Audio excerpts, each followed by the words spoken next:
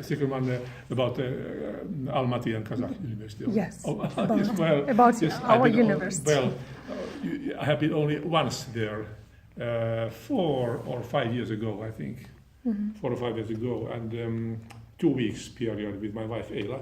And we were teaching in the Department of Cultural Studies, I think, Cultural and Religion Studies. It was, we lived in the Hotel Atakent, which is for international scholars, very nice.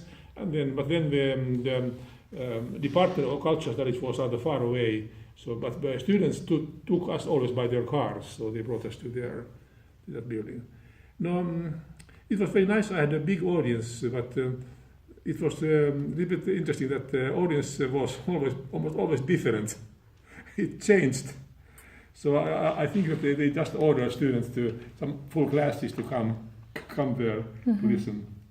But so I gave full courses on semiotics, European culture in general, and musical semiotics also. I visited also the Almaty Conservatory, the music academy. I was there. I met the music theory teachers, and then they came to my class in the university. It was very nice. So that I met also some music people. Well, one problem, of course, is the language, because I lectured in English.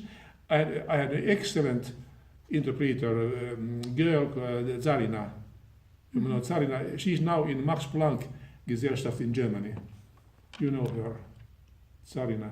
No. She was a girl student, excellent, really, I must say.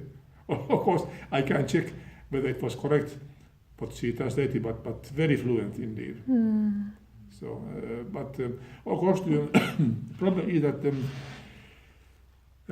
if you have interpreter, you lose time, because it's you lose half of the time because it goes to the translation, and that's and I don't like it because it interrupts the rhythm of my speech and my thought. Let's say I say some phrases, stop, translation, again, stop. So it breaks the rhythm. And it's annoying. I don't like it, but it's inevitable. No, anyway, then I met students privately. We went together to lunches in a restaurant, and I spoke with many students and with their doctoral theses. They were exciting topics like what were their really different religions and multiculturality. And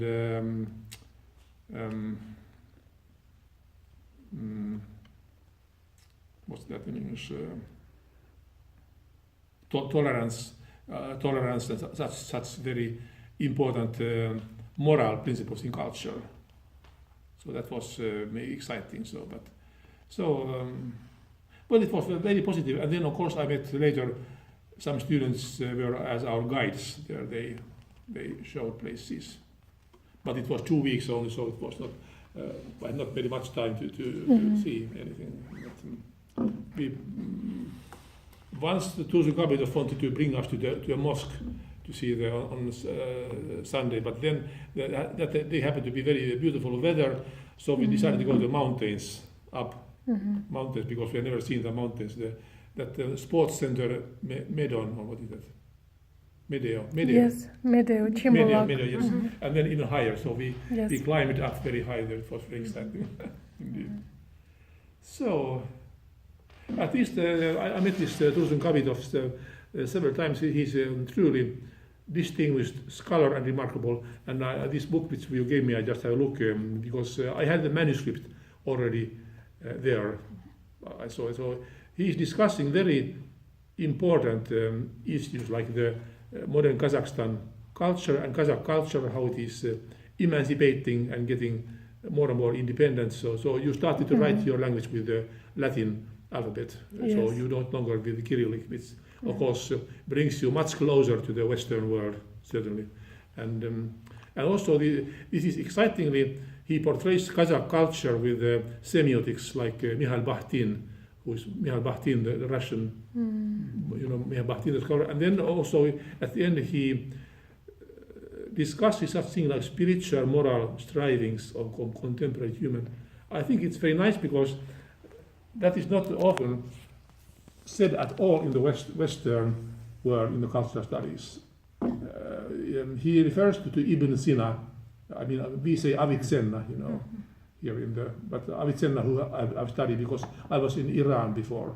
I was in Tehran teaching. So Ibn Sina is very interesting scholar, a great, absolutely great philosopher, and who got from Aristotle his most ideas, but made an interpretation of his own. So that's very interesting. This cultural heritage, so Kazakh culture, and also the role of music. Of course, Al-Farabi, I know. Yes. Al-Farabi also wrote about music. Kitab al-Musiki, I think, is a book. Yes, Yes, about music. I have it in French translation. So it's totally remarkable. Yes, it's really so. It's I find it is very fascinating, and somehow I feel that you are Eurasia, because when the Russians say that they are Eurasia, they are not Eurasia. Russians are Europeans, but you are Eurasia. You are just between Asia and Europe. And that is why your case is very, very fascinating. You are just between China and Russia, two very big powers. And how you can manage with your independence and your own culture is something which I would like to support myself if I only can. So I find it very exciting, your situation now. And how this will develop is also very, because Kazakhstan, you are a huge country, you are very rich.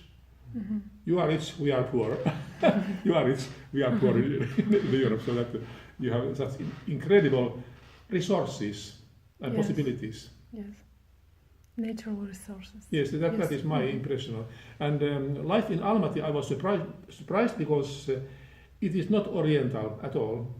It's European style. When I see how people, let's say, they move on the streets, how the architecture of the urban planning of the town, it's European style. Modern style. Modern style, it's European style, so not Chinese. Yes. I've been in China, in Nanjing, so I've seen how China is very, very different indeed. But I know that the Chinese influence is certainly rather big now. Yes. And Astana city. Show you Astana city. No, I've never seen Astana, but I was our embassy is capital is Kazakhstan, Astana. It's the capital. Yes. No, it was built rather recently. It's something like Brasilia in Brazil, you know. Brasilia is the capital of Brazil. It was also artificially constructed in 1960s in the desert, Amazonas. So just suddenly, and your Astana, I think, also very quickly was built. So that I've never been there. So that. Okay, thank you. Yes, it's exciting. Yes. One thing in our links our history is our Marshal Mannerheim, the Finnish national hero who was first serving in the Russian emperor. He made his Asian ride